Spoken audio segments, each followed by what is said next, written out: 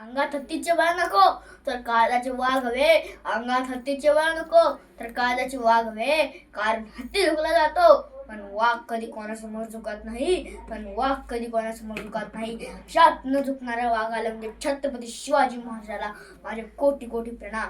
मी अशा राजाबद्दल सांगणार आहे ज्यांनी नुसते किल्ले जिंकले नाहीत तर लोकांची मने जिंकली.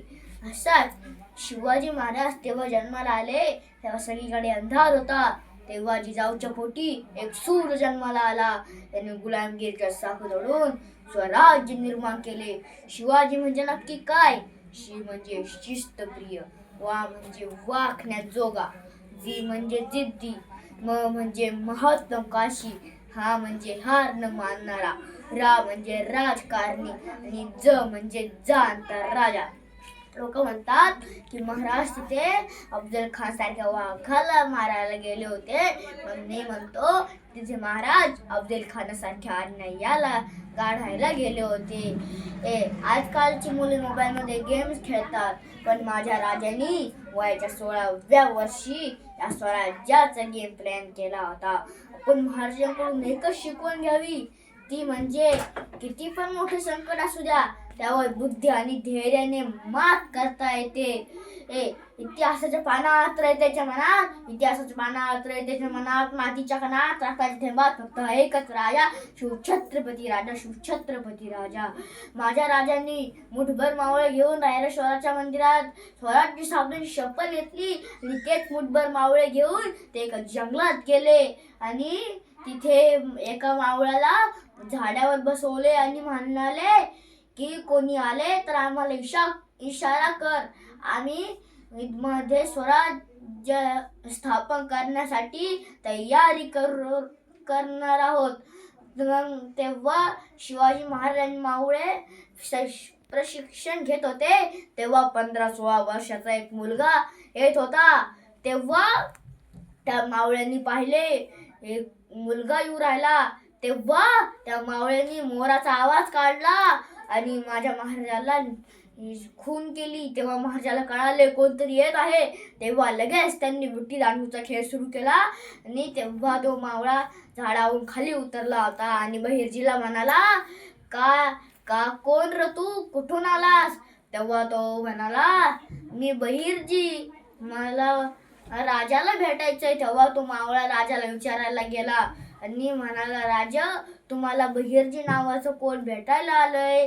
तेव्हा बहिर्जी मध्ये आले म्हणाले, राजा, मला पण तुमच्या खेळात सामील करा की. तेव्हा राजे म्हणाले, तुला काय येतं र?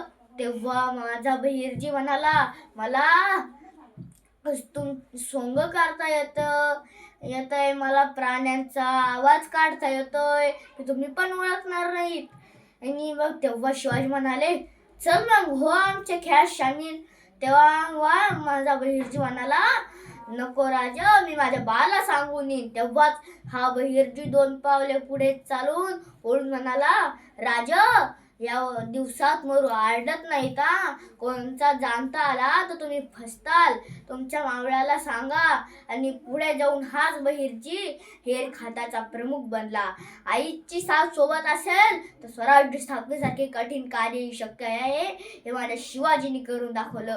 आपण म्हणतो आजकालची मुलं बिघडली आहेत, पण शिवाजी का घडले? कारण त्यांना घडवणाऱ्या माझ्या जिजाऊ माऊली होत्या. त्यांनी माझ्या शिवाजीला रामायण, महाभारत अशा गोष्टी सांगितल्या, म्हणून माझे शिवाजी घडले. एक दिवस माझ्या राजाच्या सैनिकांनी एका पाटीलकराला शिक्षा दिली, कारण की त्याने एका शेतकरीच्या स्त्रीला अपमान केला होता. आणि म्हणून ही शिकवण फक्त माझ्या जिजाऊ माऊलीचीच आहे. ही शिकवण फक्त माझ्या जिजाऊ माऊलीचीच आहे. मुले म्हणतात की आई वडिलांना, तुम्ही माझ्यासाठी काय केले? पण माझ्या शहाजी राजांनी माझ्या शिवाजीला फक्त 2 वस्तू दिल्या. तर पहिली म्हणजे झेंडा, तो स्वराज्यावर फडकत राहा, ही माझी श्रींची आणि जिजाऊ माताची इच्छा होती. आणि दुसरी म्हणजे राजमुद्रा, प्रतीपचंद्र लेखे व वर्धी विष्णू वंदिता शासनशिष्य मुद्रा भद्राय राजते. आणि मी तुम्हाला आता शिवाजी महाराजांची गर्जना म्हणणार आहे. आस्ते कदम, आस्ते कदम, आस्ते कदम. महाराज गणपती गज अश्वपती भूपती प्रजापती सुवर्ण रत्न श्रीपती अष्टप्रधान जागृत न्यालंकार मंडित शस्त्रात शस्त्र पारंगत राजनीती धुरंधर प्रौढ प्रताप पुरंदर क्षत्रिय कुलावतंस सिंहासनाधीश्वर महाराधिराज योगीराज श्री श्री श्रीमंत श्री राजे छत्रपती शिवाजी महाराजांचा विजय असो. आणि माझ्या स्वराज्याचे धाडके